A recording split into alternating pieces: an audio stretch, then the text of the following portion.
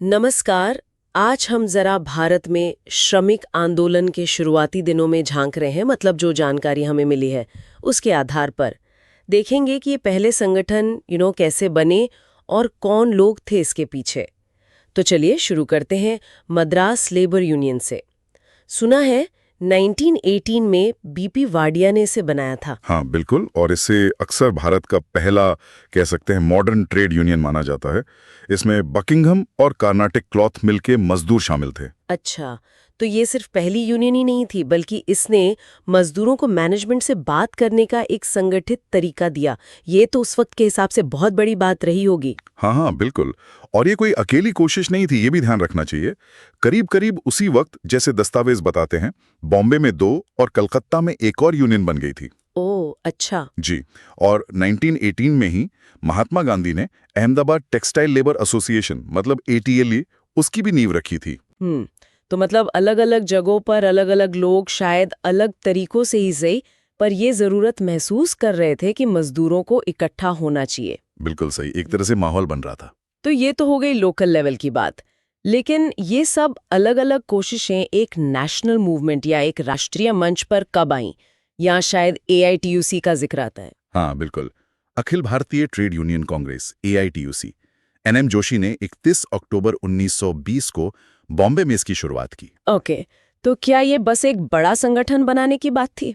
नहीं नहीं, इसमें एक इंटरनेशनल एंगल भी था जो काफी दिलचस्प है।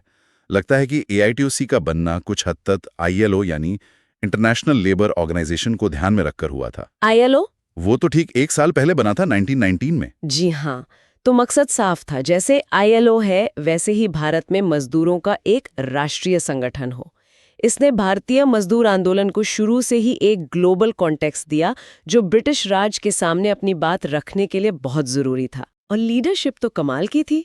लाला लाजपत राय जैसे बड़े राष्ट्रवादी नेता पहले प्रेसिडेंट बने। हाँ, और जोसेफ बैप्टिस्टा वाइस प्रेसिडेंट, दीवान चमनलाल जनरल सेक्रेटरी, ये सब तो नेशनल मूवमेंट के बड़े चेहरे थे। सही बात है। बिल्कुल, पर यही बात शायद आगे चलकर थोड़ी पेचीदा भी हुई।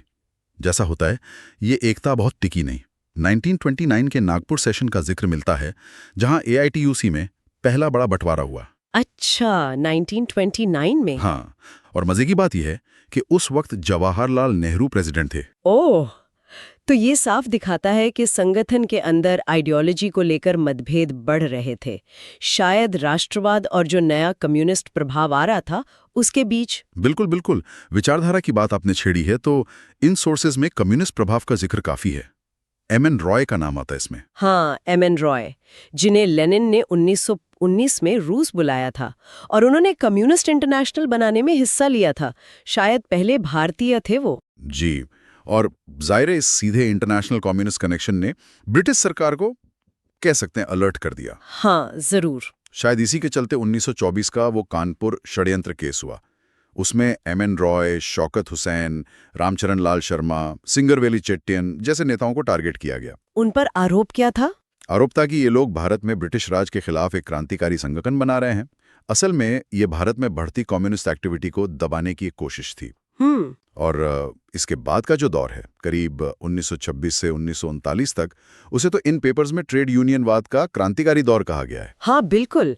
MN रॉय, मुजफ्फर अहमद, श्रीपाद ए डांगे, शौकत उस्मानी, ये सब नाम इसी दौर से जुड़े हैं।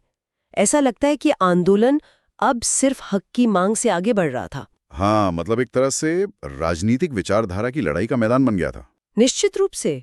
और ये आइडियोलॉजिकल बंटवारा और भी गहरा होता गया। हम देखते हैं कि MN रॉय ने 1940 में रेडिकल डेमोक्रेटिक पार्टी बना ली। अच्छा। फिर 1941 में अजीत राय और इंद्र सेन ने इंडियन बोल्शेविक लेनिन पार्टी बना ली। और इनसे भी पहले 1934 में ही सोमेंद्रनाथ टैगोर ने रेवोल्यूशनरी कम्युनिस्ट पार्टी बना दी थी। बाप रे, तो काफी सारी पार्टियां बन रही थी इसी मूवमेंट से निकलकर। जी, ये सब दिखाता है कि मजदूर आंदोलन का मंच कैसे अलग अलग राजनीतिक और क्रांतिकारी विचारधाराओं के फैलने का एक जरिया बन गया था। ये सिर्फ मजदूरों के हक की लड़ाई नहीं रह गई थी, उससे कहीं ज्यादा बड़ी बात हो गई थी। तो इस पूरी शुरुआती कहानी से हम क्या समझें? ये साफ है कि ये शुरुआती साल सिर्फ यूनियन बनाने या हड़ताल करने के बारे में नहीं थे। नहीं, बिल्कुल नहीं। इनमें राष्ट्रवाद की आवाज थी, कम्युनिज्म जैसे इंटरनेशनल आइडियाज का असर था और भारत का भविष्य कैसा हो, इसे लेकर गहरी वैचारिक बहसें चल रही थीं। हाँ, ऐसा लगता है जैसे भविष्य के कई पॉलिटिकल पार्टीज और मूवमेंट्स के बीज वो इसी मजदूर संघर्ष की जमीन में बोए जा रहे थे। अगर हम इसे बड़ी पिक्चर में देखें तो इन शुरुआती यूनियनों का बनना, उनका नेशनल और इंटरनेशनल लेवल पर जुड़ना और फिर उनका विचारधारा के नाम पर टूटना, हाँ, ये सब भारत की आजादी की लड़ाई के अंदर जो अलग-अलग राजनीतिक धाराएं थीं, जो खींचतान थीं, उसी का आईना है एक तरह से। बिल्कुल सही कहा। ये कोई एक आवाज वाला आंदोलन नहीं था, कई विचारों का एक कह सकते हैं कॉम्प्लेक्स मिक्सचर था। बिल्कुल। और यही से एक सवाल मन में आता है सोचने के लिए, यस। जिस तरह ये शुरुआती मजदूर आंदोलन गांधी, रॉय, नेहरू जैसे बड़े नेताओं और उनकी खास राजनीतिक विचारधाराओं से इतने गहरे जुड़े थे, तो इस शुरुआती राजनीतिकरण ने आजादी के बाद भारत में ट्रेड यूनियन मूवमेंट की दिशा, उसके फोकस को लंबे समय तक कैसे शक्ल दी होगी, इस पर सोचा जा सकता है। हाँ, ये वाकई एक अहम सवाल है जिस पर गौर करना चाहिए।